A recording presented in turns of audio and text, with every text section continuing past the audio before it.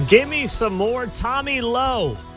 Good morning, 6:05. Happy Friday. We have made it to the end of the week on KCMO Talk Radio, 95.7 FM. We are streaming, as always, on the KCMO Talk Radio app. Tommy Lowe reminds me of my neighbor.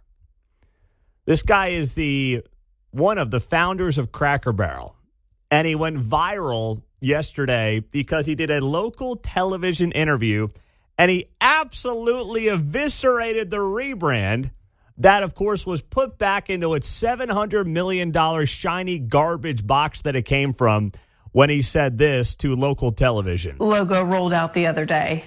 Oh, that's crazy. That's nothing. That's a bland nothing. It's pitiful.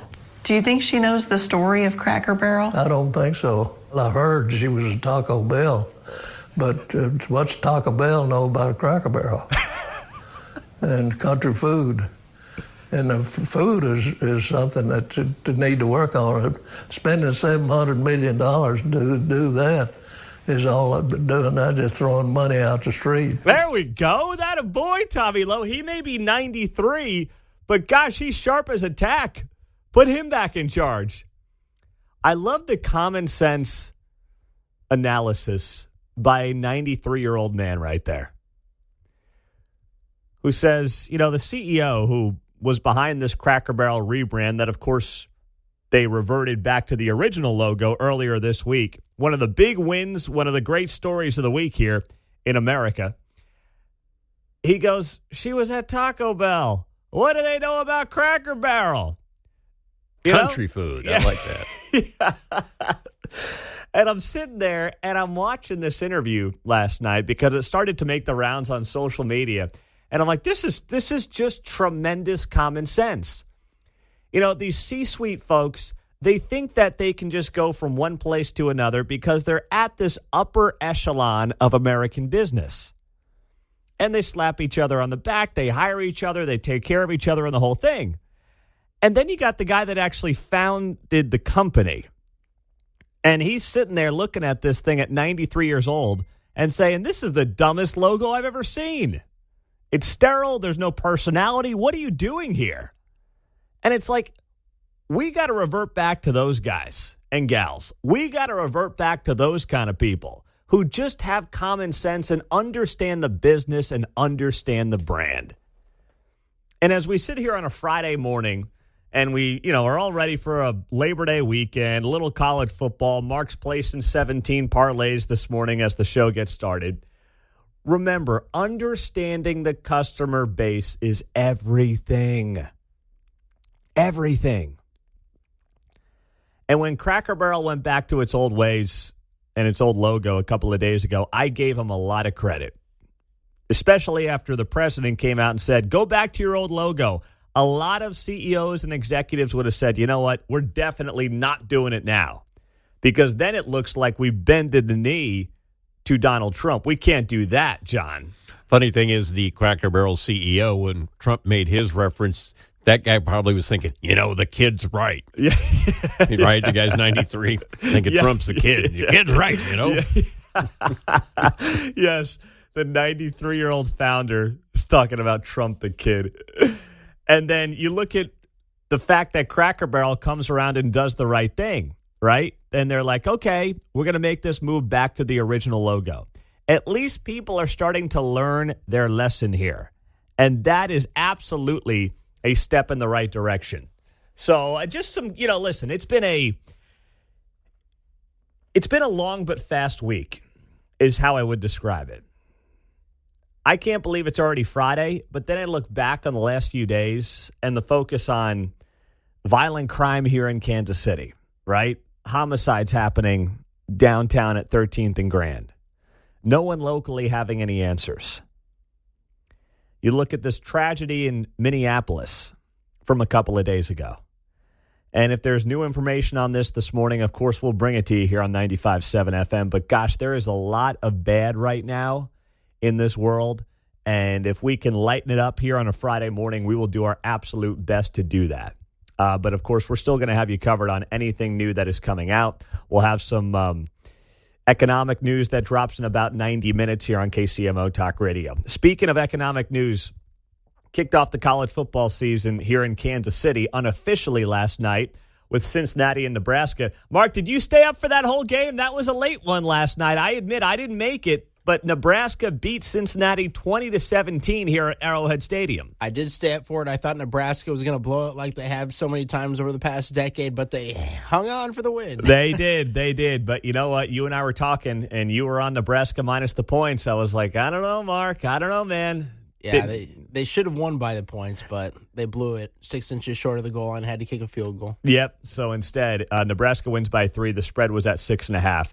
So Mayor Lucas was very active on social media last night. He was out there, as you would imagine, at Arrowhead Stadium. And he had all the pictures up and the whole thing. But one thing he posted last night at about 10:30 on social media, the mayor of Kansas City writes here, major events mean big business for Kansas City. Nebraska and Cincinnati fans have been in our city for days, with many more staying tomorrow, filling our hotels, our restaurants, and our shops. Another great event for Kansas City businesses. Now, he's right about that. And he also had a picture of Arrowhead Stadium. He looked like he was at the suite level somewhere last night based on the photo that he took. But he's right about that. The question is, what do you do to make sure that you can retain the teams and that you can clean up parts of the city that desperately need it? And that's where people are kicking themselves and saying, okay, yeah, we agree with you. Like having Nebraska, did you see Arrowhead last night? It was slammed. You had, 80,000 strong. There did not look to be an empty seat at Arrowhead Stadium last night between Nebraska and Cincinnati. And it was hard to tell because both teams are red, but it was clearly like 90% Nebraska fans, right? They would try to find video and they would try to find Cincinnati fans after a big play. And there was always like the same 3 guys in like, I don't know what section it was, but it was like the same 3 dudes. I'm like, I saw those guys last time Cincinnati made a big play. And they were wearing Kelsey jerseys, yeah. I think. Yeah. Yes. It's the same 3 dudes in their throwback Kelsey jerseys since he went to Cincinnati. And I'm like, I understand what you're going for there, Mr. Mayor. No one disagrees with you that these major events bring millions of dollars in economic business to Kansas City, which is why it's that much more important.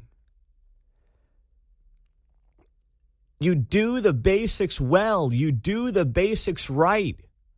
You don't give people a reason to not book the hotel downtown. You don't give them a reason to not go out and spend money on food and alcohol around Power and Light and other places around Kansas City. This is exactly why you put the public safety issue number 1, number 2, and number 3 in this town today. And you don't demean business owners and parking lot owners for not having security for their lots, not having, some guy standing there with the handgun. Maybe the CEO of Cracker Barrel's free tonight. He could sit outside, 13th and Grand parking lot. He looks like he'd be a tough SOB. He's got a little Clint Eastwood in him, right? Yeah. Yep. He might be free for a shift tonight. You don't ask guys like that to sit outside of the parking lot at 13th and Grand to try to keep the place safe. You do the job of a major American city, and you patrol no ifs, ands, or buts, right? And that was part of what the mayor and I got into yesterday morning when we had this back and forth about patrolling Power and Light. But, Pete, I get what you're saying, but is it their job to stand outside of every private parking lot? So you're telling me when this business owner, who for some reason is too cheap to spend $50,000 on a gate, but you're telling me that this business owner can't be the one who actually provides security there? Well, he's paying you taxes. He's paying you taxes to your city to patrol the city, right? That's part of what he's paying taxes for. I'm intrigued. So taxes are being paid to patrol basically his private lot. He had a bunch of people who got in a fight on his private lot. Let's put walls up and all that sort of stuff. So if I get in a drunken fight in my house tonight and all of that, and KCPD doesn't show up prior to a guy shooting me, it's their fault? Yeah. That was the mayor and I yesterday. Always a robust, lively back and forth. And if you missed that, it's up on the podcast, as it always is after the show. But this is exactly why, when you look at downtown, you need the police to do their jobs. If Kansas City wants to basically acquiesce the job of the police and say, you know what, you're basically on your own, then you're going to have people sitting on their front porch. And I know people who have done this in Brookside, by the way. They'll sit on their front porch, they'll have their weapon, and they'll just kind of patrol the street. If that's how Kansas City wants to run and operate, that's fine, but that's how third world countries run. That's not how major first-class American cities operate. And it shouldn't be how Kansas City thinks it needs to operate. It shouldn't be how Kansas City business owners and residents think they need to roll around town. Because how far do you take that? Well, you know, the guy's got a private lot. He's got to protect it. Okay, how about my house? How about my apartment complex? Should I sit there in the lobby of my apartment complex downtown? Is that what we should be doing next? I don't think so. I don't think that's the path we want to be going down here. 913-408-7957. We are off and running on a Friday morning. Let's go to Tim. He's out in Blue Springs. What's up, Tim? Good morning. Hey, good morning. I was watching that streetcar the last couple of days, and it just goes up and down, and it's always out of service. Why don't they take some of that streetcar money and put it towards the police officers? Hey, why, Tim, stop with the common sense, okay? I've had enough of that. I'm done. It's too early for this level of common sense, Tim. Come on now, man. You're right. Hundreds of millions of dollars they've spent on the toy trolley in Kansas City. It's a joke. Absolutely. It is an absolute joke. Thank you, Tim. That is just great stuff. I mean, Tim may be a front runner for the caller of the day. It's only 6:17 in the morning. I got 3 hours and 15 minutes until I announce the caller of the day at 9:30. We do each and every morning here on KCMO. And for you early birds, the caller of the day just wins absolutely nothing. You get to hear your call back, though, which is kind of neat. You get to win the plaudits of your coworkers and peers. Yeah, exactly. Or whoever happens to be listening at that time. So. You run into the break room, and you tell everybody at work that you were the caller of the day on Monday in the morning, and you're good to go. Tim's concise, right to the point. Oh, I love that call. That's an incredible call to kick off a Friday. I see the streetcar going back and forth. Yep. Nobody in it. No one in it, but hundreds of millions of dollars spent. Go figure. Outstanding work. Try to top Tim on a Friday. There you go. Well, someone who got a lot of flack and went viral for it was not Quentin Lucas, but was somebody else in the Kansas City Metro. So we've got many of you who just have so much common sense, and that's what I love about this audience. You have Tim right before the break call in from Blue Springs, and he's like, hey, we spend and waste all this money on toy trains and streetcars downtown, but we can't guarantee the safety of citizens at 13th and Grand on a Saturday night, Sunday morning. What's that all about? And we're asking business owners to fork over $50,000 to protect their own parking lots. What's that all about? And we want to normalize that? Damon's in Kansas City. Hey, Damon, you're on KCMO. Good morning. Hey, thank you so much. I love listening to you guys. I moved to Kansas City last year with my wife and my daughter, got into an apartment complex out here, and they were paying like $2,000 a month to have some satellite little light up so the cops could watch, but that didn't stop anything. I got a Kia. That's how I found out about the Kia boys. They're just breaking into my car every other month. Luckily, they never got away with it. But when I call the cops to let them know, hey, I'm a veteran myself, Iraq veteran. I try to get with some of my other apartment friends here that I've met and protect our vehicles.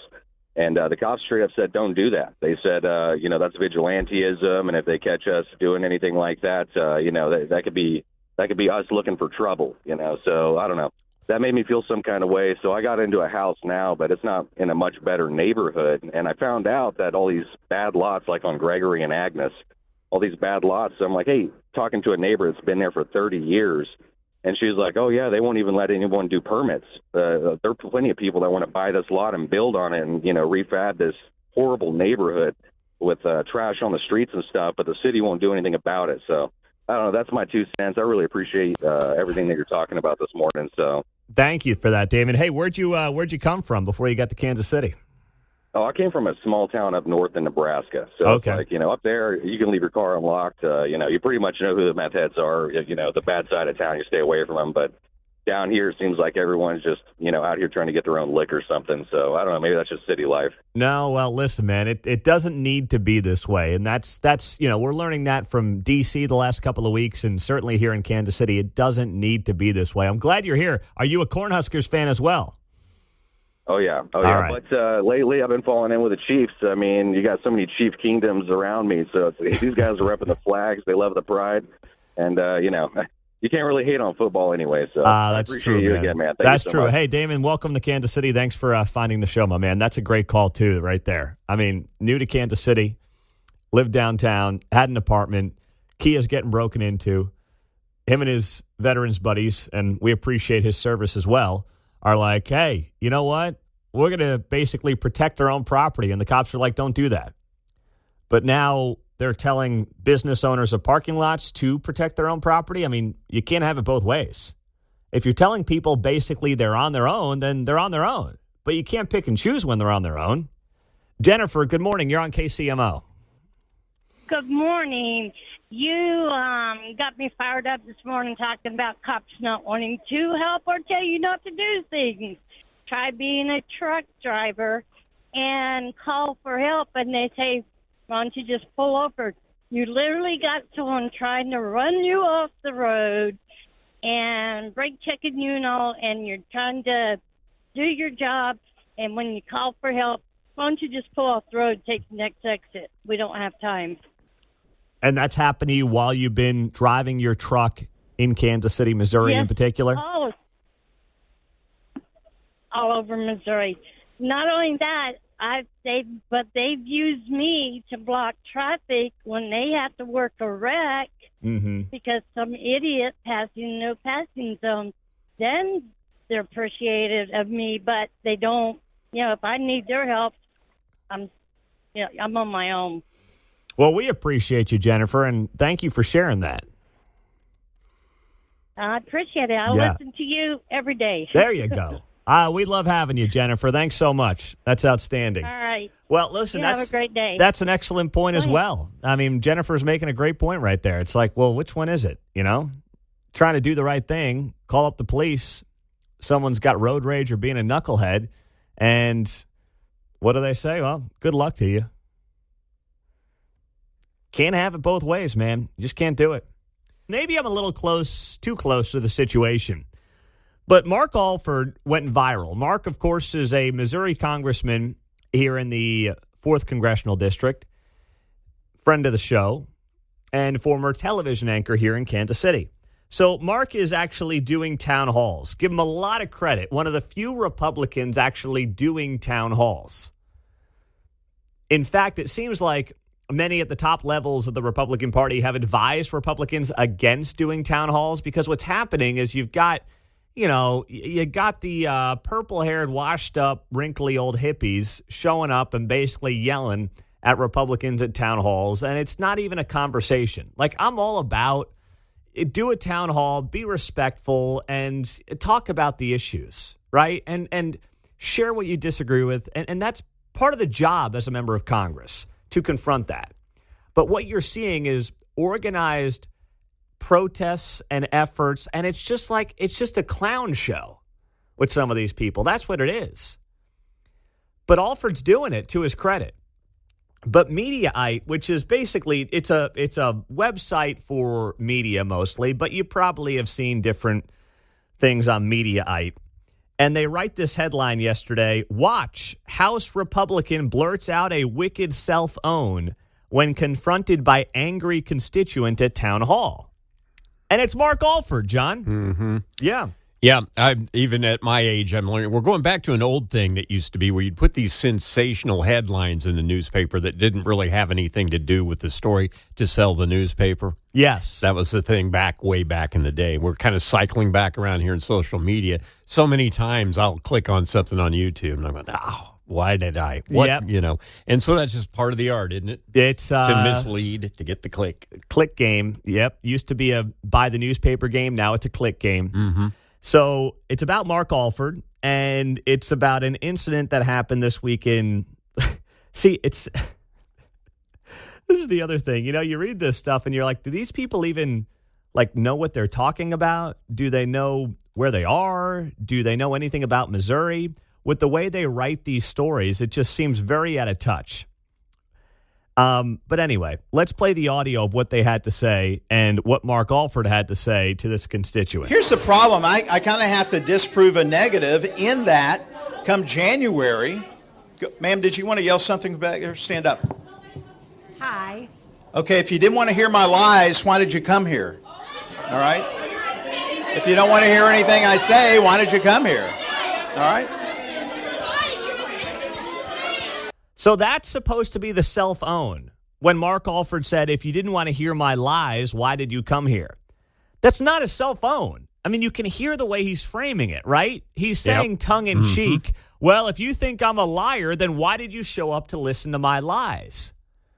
And the way that Mediaite frames it in this now viral video is House Republican blurts out a wicked self-own when confronted by angry constituent at town hall. No, you can tell how he is framing the comeback there. He's going, you can't really hear what she said, but she probably said something like, you're a liar. And he's like, okay, so why would you come here? Yeah, they chanted that at him a lot, I believe, in unison at places. Why would you come here and listen to my lies if you just think I'm sitting here and spewing things that aren't factually accurate?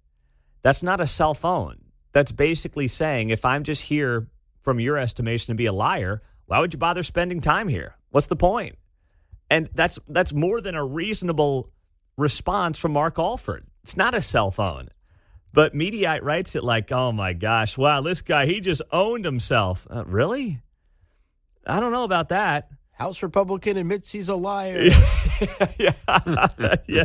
I'm surprised that the Drudge Report doesn't use that today. I'm sure that they will.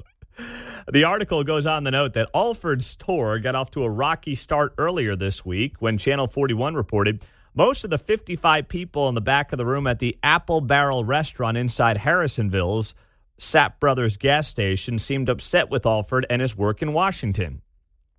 One man admonished, your job as Congress is to check and balance our president. There's been no checks and balances at all. Well, that's only true when you're in the opposing party. Yeah. I mean, that's kind of the point of it. If you are a congressman who agrees with the president, it's not necessarily your job to be a check and balance. But this is preparing Mark Alford for probably what's to come.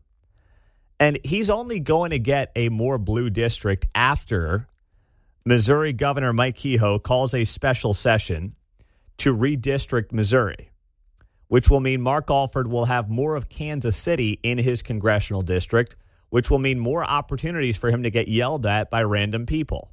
That's what's coming. So I think Mark is just basically warming himself up for what is likely to come when they redistrict the Missouri congressional map, and he ends up with a bluer district, which means more Kansas City and more opportunity for nonsense like this to happen, John. I was reading one of the criticisms, I guess, towards the end. A lady from Columbia was upset he didn't come to Columbia. My gosh. Boy, that problem moves the nation forward, doesn't it? He had to drive 30 minutes. He's afraid of the city. Oh, brother. Does his district even include Columbia? I don't know. I don't think it does. He was in a county that was adjacent to it, but he was going to the smaller areas just to, not ignore. Obviously, it'd be easy to go to the city and just drop in at Jefferson City, Columbia, Springfield, Kansas City, St. Louis, and say, done. I think he has part of Boone County, but I don't think he's in Columbia proper. For that to be your major problem and to stand up, that's ridiculous, right? Yeah, well, yes, that's true as well. Completely irrelevant. I would expect Governor Mike Kehoe to call the special session early next week. That's what I would anticipate. It's going to happen. Missouri is going to become the new Texas in the next couple of weeks as they try to go from 6 Republicans, 2 Democrats in the congressional map to 7 Republicans and 1 Democrat. That's what's coming in Missouri. And you will hear that special session called possibly as early as today from the governor's office. In fact, I might expect it today on a Friday news dump before a long weekend. Okay, you know and I know that people are going to be checked out, tuned out. They're going out of town maybe for a final taste of summer. They're thinking about college football. You know, you got Mizzou and K-State this weekend. You got KU tonight.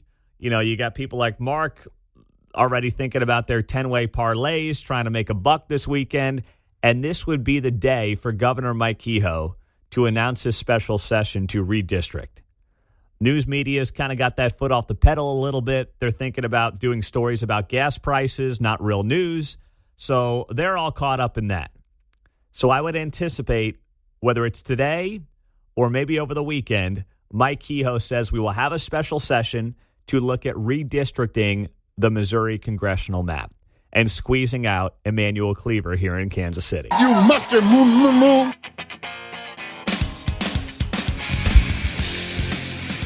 Got to give credit where it's due. 7:05, good morning. Happy Friday. We have made it to the end of the week. 1 week from today, we'll be getting set for a little Kansas City Chiefs football when they open up the season in Brazil against the Chargers. So yesterday we had on the mayor of Kansas City, Quentin Lucas. Every Thursday at 7:30 he comes on the show. And the interview got a lot of traction, a lot of reaction from you. The podcast always does very well with that interview.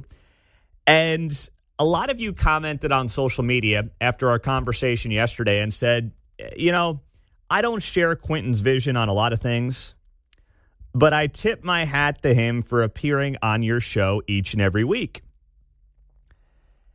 And my reaction and my takeaway to many of you who said that was a simple one. Not enough people do it these days. Now, I think you're more likely to see a Republican go on, you know, a show or a TV station or a radio show that they may not have a lot of ideological commonality with than you do Democrats going on Fox or coming on, you know, shows like this where you're not going to be in lockstep when it comes to most of the issues. But we need more of that in America. We need to encourage that. And that's where a lot of you are at right now when it comes to the conversations that we have every single week with the mayor. And I respect that, and I do appreciate that. And we saw it yesterday at the national level, hours after, you know, the mayor made his usual Thursday appearance here on KCMO, which is good for him, by the way. As long as I keep it respectful, which I always think that I do, respect the office, respect the guy who, yes, was elected 2 times to be the mayor of Kansas City, even when we disagree. I think that's important. But still, not enough people do it. And actually, Bill Maher went on a rant about this 2 weeks ago. He goes, I can get Republicans on my show easily. I can't get Democrats oftentimes on the show. He's like, it's impossible to get some of the most prominent Democrats, who I agree with, Bill Maher saying that, on the show. So even Bill Maher understands where things are at right now. But yesterday afternoon, this guy, Wes Moore, he is the governor of Maryland. He is a Democrat. He goes on Fox News with Will Cain. Now, a lot of people think that Wes Moore is a guy who's going to run for president in a couple of years. And the fact that he's going on Fox News tells me he absolutely is going to run for president. There's no doubt in my mind. He goes on Fox News with Will Cain, and you actually hear Will Cain's show at 9 p.m. every weeknight here on KCMO. And they have a back and forth about whether or not Baltimore, Maryland should welcome in federal help when it comes to crime in that city.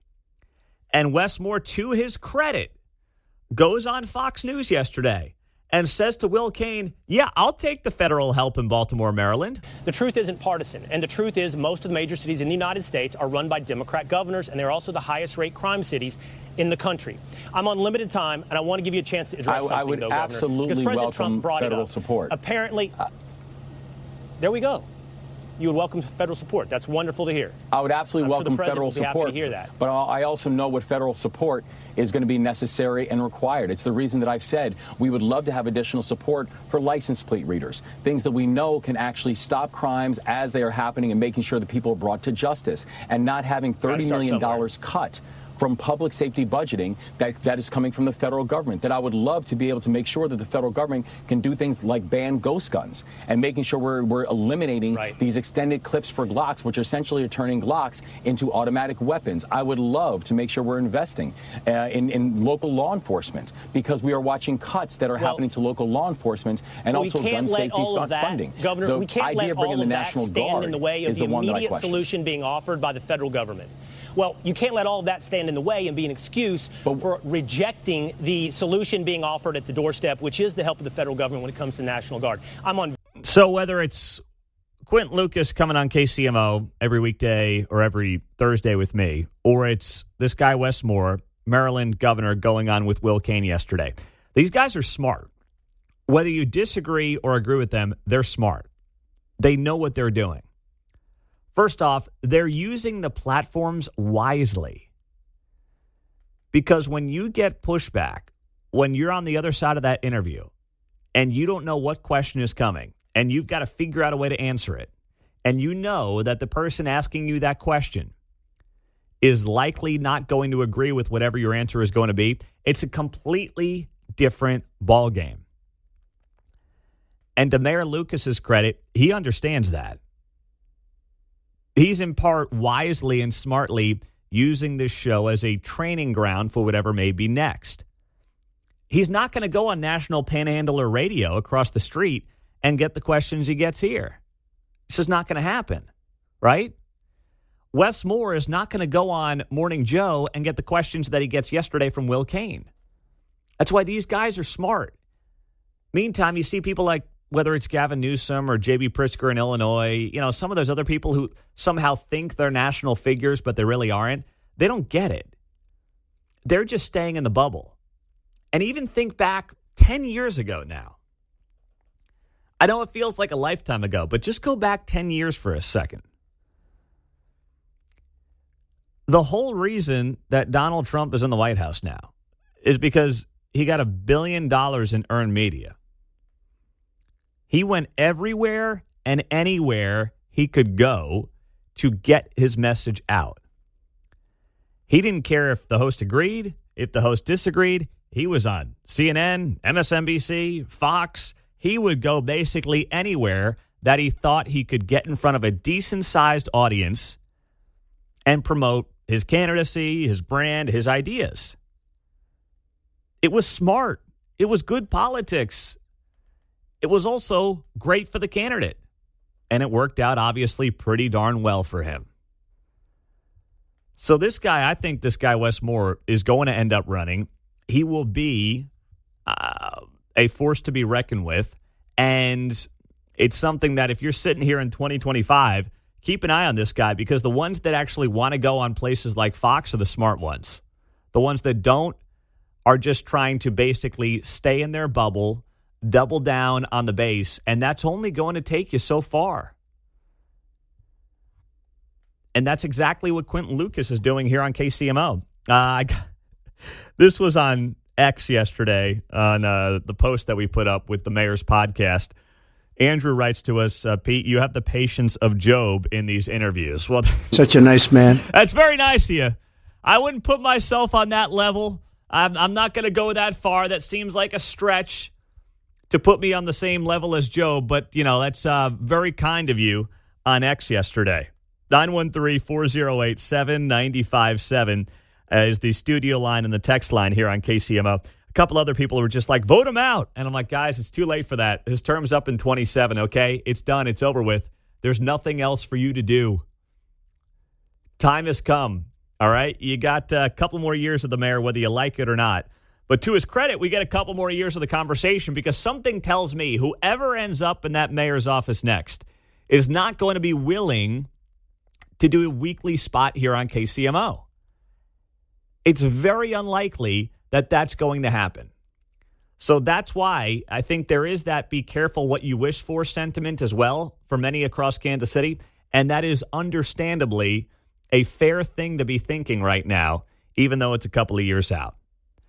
It is great to be here on a Friday morning. Mark, are you lining up some parlays in there on a Friday? Is that what you are doing for the big college football weekend ahead? I don't have anything yet. Okay. Can you get me one for buy, sell, hold? I think I can do that. All right. We'll do buy, sell, hold. We do it every Friday morning at 8:45 here on KCMO. And usually during Chiefs season, Mark will give us a good Chiefs parlay. We got to wait one more week for that. So give me a taste of something here this weekend. Okay, Mark? Give me something good to work with. I think we can do that. All right. I'm excited. Well, speaking of football, we told you about the story Lamar Jackson, the quarterback of the Ravens. He got some flack. Was that last week? These weeks all blend together. He got some flack last week for retweeting Charlie Kirk on social media. And now another NFL quarterback in the AFC is also going viral for an old photo with Charlie Kirk. And it's a quarterback that the Chiefs see multiple times a year. We'll tell you who and what happened coming up next. Good morning, 7:22 on a Friday. Glad you're here on KCMO Talk Radio. I don't want to have to like another quarterback in the AFC. No, don't make me do it. Please don't make me do it. But I might have to. So 2 weeks ago, it was Lamar Jackson who, he wasn't in hot water with anybody like who was actually a real person who cares about normal stuff. But he got in some hot water for retweeting Charlie Kirk on X. He's the founder of Turning Point USA, a very popular conservative grassroots organization that has really made a big difference, especially with young people on college campuses. He retweeted Charlie Kirk saying, quote, "It's all about Jesus," end quote. It wasn't even anything political, right? It was nothing about that post is political. But Lamar Jackson retweeted Charlie Kirk, and many on the internet lost their mind. And to Lamar Jackson's credit, the quarterback of the Baltimore Ravens, who the Chiefs, of course, beat in the playoffs every single year, it feels like, he just left it up there. He didn't back down. He didn't acquiesce. He didn't apologize because he has some agent in New York City who's like, "You're getting some heat for this. You should apologize." He just ignored it. And that's the best thing you can do with social media mobs. Ignore it. Okay, unless you genuinely feel you're wrong about something or you genuinely screw up, you just ignore it. And this is a great example of when you ignore it. Now, let's fast forward to yesterday. A video and a picture shows up of Charlie Kirk, the same guy, with Bo Nix, the quarterback of the Denver Broncos, who's now entering his second year with head coach Sean Payton.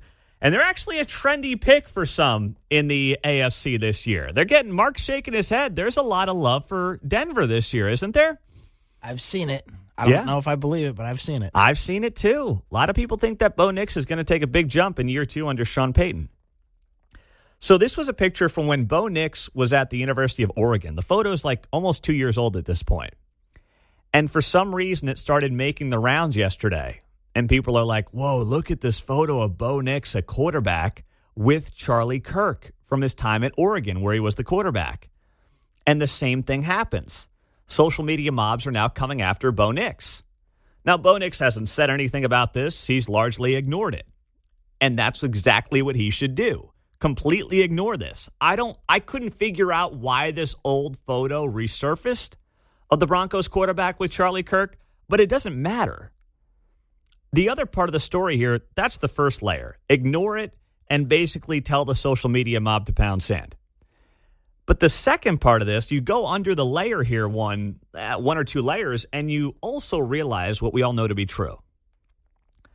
A lot of the NFL, especially when you talk about some of the star quarterbacks, are traditional in their lifestyles, are men of faith, and are going to naturally lean to the right.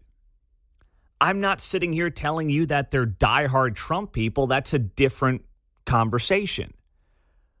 But they're guys who have traditional makeups, traditional backgrounds, traditional beliefs. You saw this in the quarterback shows the last couple of years. Kirk Cousins leaned into his faith heavily. He was not afraid to have that broadcast on Netflix. We know about, Mahomes. We know about Brittany Mahomes, some of the hot water that she ridiculously got into the last year or so with some of her reposts and reshares on Instagram. And now you have Lamar Jackson. You have Bo Nix. You have guys whose backgrounds are very different, right? You have white guys. You have black guys. But they have a very similar worldview. And that goes deeper than just the quarterback level. That is all across the NFL. It's there. The NFL is largely, when you look at the makeup of the players, a right-of-center league. And by the way, same thing with the fans. Right? I mean, think about the guys that are sitting around on Sunday drinking beer, watching football, placing a sports bet here or there. I'm not saying it's across the board, but it's largely, if you were to poll them, a right-of-center fan league and player league. And I don't want the NFL to lean into that. Like, I don't want the NFL to be political. They got political in the wake of 2020, and now they're stuck putting these dumb phrases on the ends of the end zone, and they don't know how to get out of it, right? They got to have the "it takes all of us" and racism. Like, how many years do they have to put "end racism" in the end zone until we end racism? I'm still waiting for them to let us know how many seasons of putting "end racism" in the end zone it's going to take until we officially end racism. But there's no answer to that, John. Fan base represents American society, though, right? Yeah, absolutely. As a whole. Yeah. That's a good point. That's a good point as well. It does. So just for the C-suite executives, Roger Goodell and the people, a notch below them there in New York City, just understand who your players are, understand who your fans are, and don't lean into it necessarily. I like football because there's no politics for the most part. But don't feel like you've got to lean the other way because of social media mobs. Learn your lesson from 5 years ago. All right, we got some inflation data here that just came out in the last 20 minutes or so. PCE, Personal Consumption Expenditure Price Index, showed that core inflation, excluding food and energy costs, rose 2.9%, according to the Commerce Department on Friday. This was about 20 minutes ago that this information came out. So this is the highest inflation number since February. Will it stop them from cutting interest rates next month? Probably not. Is it concerning? Absolutely. This number was 2.8% last month, 2.7% the month before that, was down to 2.6% in April. So this is the highest number that we've seen on this inflation report since February. Personal consumption expenditures. Now, the good news is that it came in line with the expectations. The bad news is it's trending back up. And, the Fed's target has always been 2% inflation. That's what they've had for years as their inflation goal. And the fear here is that 3% is becoming the new 2% on inflation, where suddenly we're going to normalize 3% inflation every single year, which is going to be killer for most people.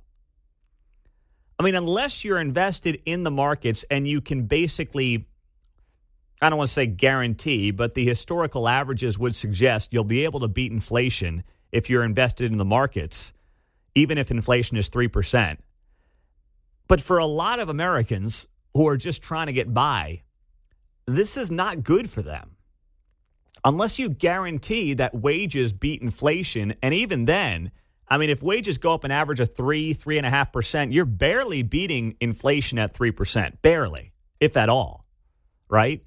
So you got to look at this number and say, man, is this really the time for the Fed to cut interest rates? I understand there are reasons that they should consider it. I really do get it. You see somewhat of a softening in the labor market, not true softening, not like mass layoffs or anything like that, but you do see a bit of a softening in the labor market, which has led Jerome Powell and the Fed to suggest that coming up in September, they'll probably cut interest rates maybe 0.25 percentage point is probably what we're looking at. Not a big cut, but just something to try to juice consumer spending a little bit. It'll be good for those who want to buy cars and, houses and things like that. It should be good for them. Doesn't guarantee it, but it should be good. But then, does that risk making inflation even worse, right? If your goal is to juice consumer spending and you're already higher than you want to be by 50%, it's not about like, oh, it's 3 versus 2%. That's a 50% difference when you do the math. Is that really the move right now for the Federal Reserve? And that's where that dirty word stagflation potentially comes into play. And the only people who can really benefit during a time of stagflation are the super wealthy, or, of course, the poor who are on government benefits. Everybody else in the middle mostly is going to get squeezed here. So that's where I know that, Trump's all about cutting rates and all this stuff, but you got to be careful what you wish for. And the biggest thing that you can do to get this stuff under control is to cut the spending. And they still didn't do enough of that. And the big, beautiful bill, as it was dubbed, was never as beautiful as the supporters made it out to be. I understand they thought they had to get something done, but there's a lot in that bill that potentially is going to lead to this potential stagflation seeping into the American economy. And that is not going to be good for anybody at all when you look at what could be to come.